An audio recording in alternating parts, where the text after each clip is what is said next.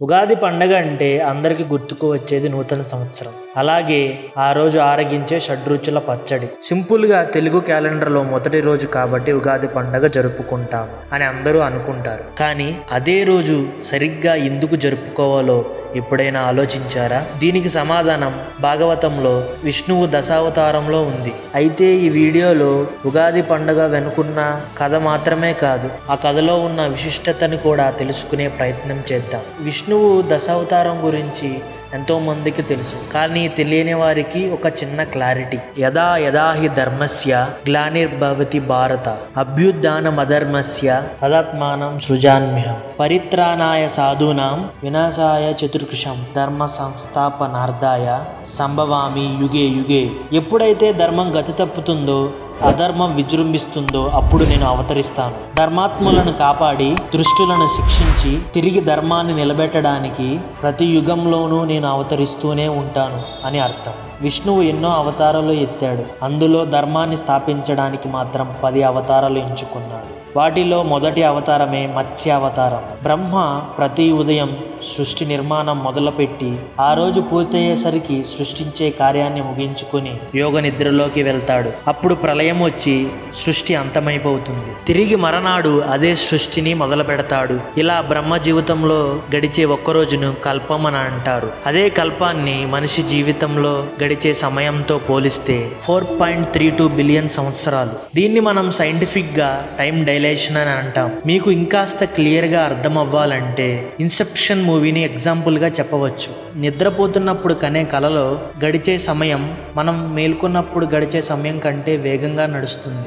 ఇది కూడా అటువంటిదే. సో బ్రహ్మ విశ్వాన్ని సృష్టించే తన పని పూర్తి చేసుకుని బ్రహ్మ యోగ నిద్రలోకి వెళ్తాడు. సరిగ్గా అప్పుడే సోమకాసురుడు అనే అసురుడు రంగంలోకి దిగాడు. బ్రహ్మ చేతిలో ఉన్న 4 వేదాలపై అతని కన్ను పడింది. రిగ్, సామ, యజుర్, అథర్వణ ఈ 4 వేదాలు సృష్టికి మూలం. అంతేకాక మనిషి ఎలా జీవించాలో తెలియపరుస్తూ వారిని సత్వగుణ సంపన్నులుగా మారుస్తాయి. మానవులు ఇలా పురోగతి చెందడం సోమకాసురునికి నచ్చలేదు. అందుకే ఆ జ్ఞానం వారికి దూరం చేయాలనే ఉద్దేశంతో ప్రళయకాలంలో బ్రహ్మ నుంచి వేదాలను దూరం చేస్తే ఆ సృష్టి కూడా ఆగిపోయి లోకాలన్నీ శాసించే శక్తి తనకు దక్కుతుందని అతను భావించాడు. పథకం ప్రకారం బ్రహ్మదేవుడి దగ్గరున్న 4 వేదాలు దొంగలించాడు. అది నైమిత్తిక అనే మహాప్రళయం సంభవిస్తున్న సమయం. దానివల్ల కాస్మిక్ వాటర్ అంతా ఏకమైపోయి విశ్వం అంతా నీటిమయమైపోతుంది. కాబట్టి సోమకాసురుడు ఎవరికంటా పడకుండా నీటి అడుగు భాగానికి వెళ్ళి దాక్కున్నాడు.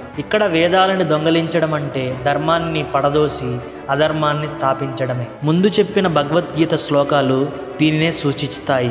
సో వేదాలను తిరిగి వాటి స్థానంలో చేర్చాలి కాబట్టి విష్ణుమూర్తి తన బాధ్యతగా మత్స్య అవతారాన్ని ఎంచుకున్నాడు. కానీ ధర్మానికి నిదర్శనమైన వేదాలను రక్షిస్తే సరిపోదు, అదే ధర్మాన్ని పాటించే వాళ్ళని కూడా రక్షించాలి. అప్పుడే విష్ణువు అవతారానికి అర్థం ఉంటుంది. ముందు చెప్పిన టైం డైలేషన్ అనే కాన్సెప్ట్ కారణంగా భూలోకంలో ప్రళయ గడియలు ఇంకా మొదలవ్వలేదు. అంతేకాక ఆ సమయం విష్ణువు ఎంచుకున్న మత్స్యావతారానికి కావాల్సిన ఏర్పాట్లు చేసుకోవడానికి కూడా ఉపయోగపడింది. ఇందుకు కారణంగా భూలోకం పరిపాలిస్తున్న సత్యవ్రతుడు తన పాత్రని పోషించవలసిన సమయం వచ్చింది. సత్యవ్రతుడు విష్ణువుకి మహాభక్తుడే కాక మనుషుల్లో అందరికంటే ఉత్తముడు. ఒకనాడు ఉదయాన సత్యవ్రతుడు కృతమాల అనే నదీ తీరంలో స్నానం చేస్తున్నప్పుడు దోసెటలో నీళ్లు పట్టి పితృదర్పణాలు వదులుతున్నాడు. అనుకోకుండా తన దోసెట్లో ఒక చిన్న చేపను పట్టుకున్నాడు. అది చూసి ఆశ్చర్యపోయి వెంటనే దాన్ని నీటిలోకి వదిలేశాడు. సత్యవ్రతుడిని స్తంభింపచేసే విధంగా ఆ చేప మనిషి గొంతుతో మాట్లాడి, ఓ దయగల రాజా, నన్ను చూశావా? ఎంత చిన్నగా ఉన్నానో. ఇంత పెద్ద నదిలో ఉండాలంటే నాకంటే పెద్ద చేపలు వచ్చి నన్ను తినేస్తాయేమో అని భయంగా ఉంది. నా పట్ల కరుణ చూపించి నన్ను ఈ నది నుంచి తీసి కాపాడతారా అని ప్రాధాయపడింది. ఆ చేప మాట్లాడిన తీరుకు సత్యవ్రతుడి మనసు కరిగిపోయింది. వెంటనే నీటి నుంచి తీసి తన దగ్గర ఉన్న కమండలంలోకి ప్రవేశపెట్టాడు. అలా ఒక రాత్రి గడిచిపోయింది. మరునాడు ఆ చేప, ఓ రాజా, ఈ పాత్రలో నాకు చోటు చాలడం లేదు. కాస్త విశాలంగా ఉండే పాత్రలో నాకు చోటు కల్పించగలరా అని అడిగింది. అప్పుడు సత్యవ్రతుడు ఒక పెద్ద కుండలో నీటిని నింపి ఆ చేపను అందులో ఉంచాడు. 1 గంట సమయంలోనే ఆ చేప ఆకారం ఆ కుండని మించిపోయింది. ఇది గమనించిన సత్యవ్రతుడు ఆ కుండ నుంచి ఆ చేపను ఒక నీటి సరస్సుకు మార్చాడు. అక్కడ కూడా మళ్ళీ అదే జరిగింది. ఉండడం ఉండడానికి చోటు సరిపోవట్లేదని ఆ చేప రాజుకు చెప్పింది. దానితో సత్యవ్రతుడు ఆ చేపను మరింత విశాలమైన నీటి ప్రదేశాలకు తరలించాడు. ఎన్ని ప్రదేశాలకు మార్చినా ఆ చేప ఆకారం పెద్దది అవుతూ ఉండడంతో అది కదిలేందుకు చోటు సరిపోలేదు. ఉండడానికి చోటు సరిపోవట్లేదని ఆ చేప రాజుకు చెప్పింది. దానితో సత్యవ్రతుడు ఆ చేపను మరింత విశాలమైన నీటి ప్రదేశంలోకి తరలించాడు. ఎన్ని ప్రదేశాలకు మార్చినా ఆ చేప ఆకారం పెద్దది అవుతూ ఉండడంతో దానికి కదిలేందుకు చోటు సరిపోలేదు. ఆఖరి ప్రయత్నంగా సత్యవ్రతుడు ఆ చేపని సముద్రంలోకి ప్రవేశపెట్టాడు. దానితో ఆ చేప కంగారు పడి, రాజా ఇలా చేశారేంటి? ఈ సముద్రంలో సొరచాపలు తిమింగలాలు ఉంటాయి, అవి ఖచ్చితంగా నన్ను తినేస్తాయి. మరి ఇలాంటి ప్రదేశంలోకి నన్ను ఎందుకు తీసుకువచ్చారు అని అడిగింది. అప్పుడు సత్యవ్రతుడు ఒక చిన్న చిరునవ్వు నవ్వి, నువ్వు చాలా విచిత్రమైన మత్స్యానివి. 1 గంట సమయంలోనే ఈ శరీరాన్ని 100 మైళ్ళ వెడల్పు పెంచుకోవడం నేను గమనించాను. ఇటువంటి చిత్రాన్ని మునుపెప్పుడూ నేను చూడలేదు. ఖచ్చితంగా నువ్వు సాధారణమైన చేపవి కాదు. పదే పదే ఆలోచించగా నువ్వెవరన్న విషయం కూడా నాకు అర్థమైంది. నాకు అంతుపట్టని ఏదో మహత్తర కార్యాన్ని చేపట్టడానికి మత్స్యావతారంలో అవతరించిన విష్ణుమూర్తివి. ముందుగా మీకు నా వందనాలు. మీరు ఇటువంటి రూపాన్ని ఊరికే ధరించరని మాత్రం నాకు తెలుసు. నాలాంటి నిస్సహాయుతులకు చేయూతను అందించడానికే ఇలా వచ్చుంటారు. మీరంతటికి మీరే నాకు దర్శనమిచ్చారు గనుక మీరు ఈ రూపంలో ఎందుకు వచ్చారో చెప్పండి అని అడిగాడు. ఇక్కడ మనం గమనించాల్సిన విషయం ఒకటి ఉంది. అసలు సత్యవ్రతుడికి ఆ చేప విష్ణుమూర్తి అని అనుమానం ఎలా వచ్చింది? ఈ సృష్టి అంతా ఆ శ్రీ మహావిష్ణువుని శరీరం.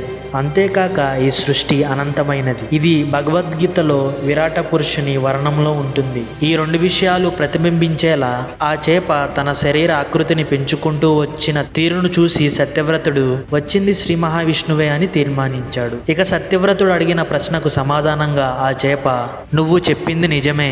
నేను ఒక మహత్తర కార్యాన్ని చేపట్టడానికే ఈ రూపం ధరించాను. ఇవాళ్ట నుంచి 7 రోజుల్లో మహాప్రలయం వల్ల 3 లోకాలు పూర్తిగా నీటిమయమైపోతాయి. సరిగ్గా భూలోకం ఆ ప్రళయంలో మునిగిపోతున్నప్పుడు ఒక నావ తేలుతూ నీ దగ్గరికి వస్తుంది. ఆ నావ కోసం ఎదురు చూస్తుండు. అది నిన్ను చేరుకున్నమ్మటనే అన్ని రకాల విత్తనాలు, ఔషధ మొక్కలతో ఆ నావలోకి ప్రవేశించు. అంతేకాక 7 ఋషులను నీకు తోడుగా తీసుకురా. నువ్వు వెళ్ళబోయే ప్రదేశంలో చుట్టుప్రక్కల అంతా చిమ్మ చీకటితో నిండి ఉంటుంది. ఆ సమయంలో ఋషుల దగ్గర నుంచి వచ్చే తేజస్సు నీకు మార్గాన్ని చూపిస్తుంది. ఒక్క విషయంలో నిన్ను అప్రమత్తం చేస్తున్నాను సత్యవ్రత. నీ దారిలో సముద్రపు అలలు ఆవేశంతో పొంగుతూ ఉంటాయి. కానీ భయపడకు. నేను అక్కడే నీటిలో నీ కోసం వేచి ఉంటాను. నన్ను చూసిన వెంటనే వాసుకి అనే సర్పాన్ని తాడుగా చేసుకుని నా కొమ్ము కట్టు. బ్రహ్మ జీవితంలో ఆ ఒక్క రాత్రి గడిచే వరకు నేను మీ నావకు మార్గాన్ని చూపిస్తాను అని చెప్పి ఆ చేప ఆ ప్రదేశం నుంచి అదృశ్యమైంది. సత్యవ్రతుడు కుశ అనే గడ్డి పరగలతో నేలపై ఒక ఆసనాన్ని ఏర్పాటు చేసుకుని 6 రోజుల పాటు విష్ణువుని ధ్యానం చేస్తూ సమయాన్ని గడిపాడు. ఆఖరిగా ఆ చేప చెప్పిన 7వ రోజు నల్లటి దట్టమైన మేఘాలు ఆకాశాన్ని కమ్మేసి కుంభవృష్టిగా వర్షం కురవడం మొదలైంది. ఇక భూమి ఆ నీటిలో మునిగి కనుమరుగవుతున్న సమయం దగ్గర పడింది. అప్పుడే విష్ణువు చెప్పిన ఒక పెద్ద నావ సత్యవ్రతుడి దగ్గరికి వచ్చింది. సూచించిన విధంగానే సత్యవ్రతుడు విత్తనాలు, ఆ ఔషధ మొక్కలతో నావలో అడుగుపెట్టాడు. అతనితో పాటు 7 ఋషులు కూడా వచ్చారు. విష్ణువు నామాలు స్మరిస్తూ, ఓ రాజా, ఏ పరిస్థితి ఎదురైనా మీరు భయపడవద్దు. మనం చేస్తున్న ఈ ప్రమాదకరమైన ప్రయాణంలో ఆ శ్రీహరినామం తోడుగా ఉంటుంది అని అన్నారు. ఇంతలో ఒక భారీ ఆకారం కలిగి బంగారం రంగులో మత్స్య అవతారం ధరించిన విష్ణువు అక్కడికి చేరుకున్నాడు. ముందు చెప్పిన విధంగా ఆ చేప దగ్గరకు రాగానే దాని కొమ్ముకు నావని కట్టి ఉంచారు. పెద్ద పెద్ద అలలు నావను అతలాకుతలం చేస్తున్నా సరే అందులో ఒక్కరు కూడా భయపడలేదు. మత్స్య రూపంలో ఉన్న నారాయణుడు ఆ నావను తమ రెక్కల కింద ఉంచి కాపాడుకుంటూ వచ్చాడు. సత్యవ్రతుడు ఆ చేప చేస్తున్న పనిని మురిసిపోయి విష్ణువుకు నమస్కరించి, పరంధామ, నువ్వు చూపించే ఇదే కరుణ వల్ల అజ్ఞానంతో నిండిన ప్రపంచంలో మునిగిపోయిన మానవులు ఎంతో సులువుగా మోక్షాన్ని పొందుతారు. మనిషి మనసును చీకటి నుంచి వెలుగులోకి తీసుకువస్తావు. నిన్ను చేరాలనుకున్న వారికి ఏ మనిషైనా నీలో ఒక భాగమని తెలుసుకునేటట్టు ఆత్మ విద్యను బోధిస్తావు కదా, ఆ రహస్యాన్ని నాకు తెలియజేయండి. అలాగే మనిషిని మాయలో కట్టిపడేస్తున్న అహంకారం, మమకారం అనే చిక్కుముడుల నుంచి ఎలా బయటపడాలో చెప్పండి. ఇటువంటి ముసుగులు తొలగించుకుని మేము మీలో భాగమని తెలుసుకునే మార్గాన్ని చూపించండి. సత్యవ్రతుడు భక్తి శ్రద్ధలు గమనించిన విష్ణుమూర్తి తన బాధ్యతగా భావించి అతనికి బ్రహ్మ విద్యను ఉపదేశించాడు. వాటితో పాటు జ్ఞానయోగం, భక్తి యోగం, కర్మయోగం ఈ మూడింటిని కూడా నేర్పించాడు. ఈ మూడు భగవద్గీతలో భాగాలు. ఇక్కడ మత్స్యావతారంలో వచ్చిన విష్ణువు ధర్మ పాలకులను రక్షించడం, భక్తులతో జ్ఞానాన్ని పంచుకోవడం, వీటితో పాటు కథ మొదట్లో వేదాన్ని దొంగలించిన సోమకాసురుణ్ణి వెతికే ప్రయత్నంలో కూడా ఉన్నాడు. కాసేపటికి ఆ సోమకాసురుడు కనిపించేసరికి అతనితో పోరాటానికి దిగాడు. ఇద్దరి మధ్య భీకరమైన యుద్ధం కొనసాగింది. ఏం జరిగినా కూడా ఆఖరికి విజయం ధర్మానిదే అన్నట్టుగా విష్ణువు మత్స్య రూపంలో సోమకాసురుని అంతం చేసి ప్రళయకాలం పూర్తవ్వగానే వేదాలను తిరిగి బ్రహ్మ చేతికి అందజేశాడు. అక్కడితో బ్రహ్మకి ఒక కల్పం పూర్తయింది కాబట్టి తమ వంతు బాధ్యతగా సృష్టి చేయడం తిరిగి ప్రారంభించాడు. ఈ సంఘటనతో ఒక మన్వంతరం పూర్తయ్యి వైవస్వత అనే మన్వంతరం మొదలయ్యింది. ఈ కాలంలో సత్యవ్రతుడు సూర్యుడి కుమారుడిగా పుట్టి శ్రద్ధదేవుడు అనే పేరుతో పిలువబడ్డాడు. అంతేకాదు ఆ మన్వంతరానికి మొదటి మానవుడైన మను అనే పేరుతో ప్రసిద్ధి చెందాడు. సరిగ్గా ఈ సంఘటన జరిగిన తర్వాత బ్రహ్మ సృష్టి తిరిగి ప్రారంభించాడు గనుక అది యుగానికి మొదలు కావడంతో ఆ రోజు ఉగాది అయ్యింది. దాన్నే మనం ఉగాది పండుగ పేరుతో జరుపుకుంటాము. సో అది ఫ్రెండ్స్ ఇవాల్టి వీడియో. అందరికీ మన ఛానల్ తరపున ఉగాది శుభాకాంక్షలు. ఇలాంటి మరెన్నో ఇంట్రెస్టింగ్ వీడియోస్ కోసం మన ఛానల్ని సబ్స్క్రైబ్ చేసుకొని పక్కనే ఉన్న బెల్ ఐకాన్ని ఆన్లో పెట్టుకోండి. Thank you for watching this video.